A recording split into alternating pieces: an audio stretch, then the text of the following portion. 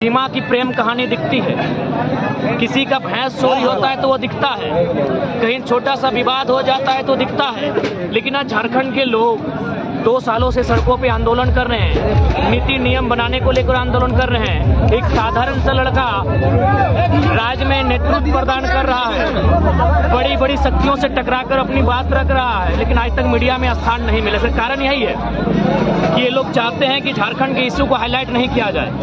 अगर झारखंड के issue highlight होंगे तो उन पे सवाल खड़ा होगा कि किस प्रकार यहाँ दोहन, किस प्रकार यहाँ शोषण, किस प्रकार यहाँ के लोगों का दमन किया जाता है, उत्पीड़न किया जाता है।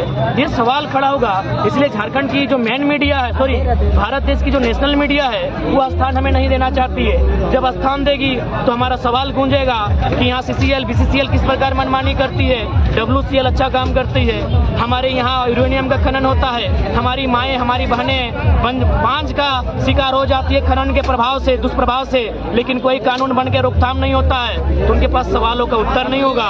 वे नहीं चाहते हैं झारखंड की इशू को हाईलाइट किया जाए और झारखंड के खनिज संपदा में झारखंड के अधिकार बन सके।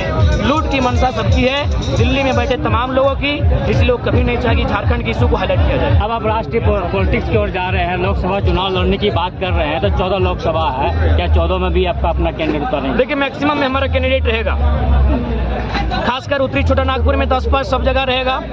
उत्तरी छोटा नागपुर का सटा हुआ जितना भी क्षेत्र है, कोल्हान है, वहाँ हमारे कैंडिडेट रहेंगे और हम लोग जहाँ जहाँ मजबूत होते जाएंगे वहाँ तक हमारे कैंडिडेट। मेरा फिर से एक सवाल है कि पूरे झारखंड में संथाल परगना की राजनीति एक अलग रोल अदा करती है, लेकिन संथाल परगना की धरती पर आप अपने मजबूती, अपना पकड़ कैसे बनाएंगे? आपके साथ संथाल कम्युनिटी नहीं जुड़ पा रही है। आज के सभा में संथाल से भी बहुत ज्यादा लोग थे, बहुत सारे वक्ता भी संथाल से थे। निश्चय ही ये नए युग की चिंगारी है, ये नए युग की विचारधारा में परिवर्तन की बात है, तो जरूर जाहिर सी बात है उनका भी समर्थन इस बदलाव की ओर है। और आज का ये जन समर्थन कहीं ना कहीं इस बात का संकेत दे रहा है कि संथाल परगना भी कोयलांचल के साथ इस बदलाव की यात्रा में शामिल होने के लिए तैयार है। बदलाव के साथ एक विवाद और उत्पन्न हो रहा है, जैसे कुर्मी महतो का जो ST वाला आंदोलन है लगातार। देखिए, जब सदन में ये आंदोलन बुद्धिजीवी वर्ग अगर पहुंचेगा तो मुझे लगता है इस विवाद का समाधान हम लोग संसद में ही करेंगे और निश्चय ही भविष्य में ये विवाद कभी उत्पन्न नहीं होगा। अपने चाहने वाले युवक को क्या संदेश देना? देखिए, हम सभी को यही संदेश देंगे कि आज झारखंड ऐसी परिस्थितियों में अंगड़ाई ले रहा है जहां केवल शोषण, वंचन, दमन और दोहन और उत्पीड़न है। तो अगर हम इनसे मुक्ति पाना चाहते हैं तो अपनी वोट की शक्ति को, वोट की महत्ता को पहचानना होगा और इस राज्य की जो कायाकल्प है उसे बदलने में अपनी भूमिका का निर्वहन करना होगा। दादा क्या बोलेंगे? देखिए, मुझे लगता है अब नोट का जो बिकाऊ वोट है वो कहीं ना कहीं बदलाव करेगा। अब लोग हमें नोट भी देंगे, वोट भी देंगे और उसकी बदलाव की शुरुआत हो चुकी है। इरफान साहब को मीडिया के द्वारा क्या बोलना चाहिए? देखिए, इरफान दा, मैं उनसे संदेश दूंगा, वो भी झारखंडी है, तो उनसे मेरी वैर नहीं है, लेकिन वे विधायक पद पे रहकर काम नहीं कर रहे हैं, उनके पद से हमारी वैर है और उनसे कहेंगे आप सरकार में बैठे हैं, आप अगर ज्वलंत मुद्दों को नहीं उठाते हैं तो 24 में सीट खाली करें।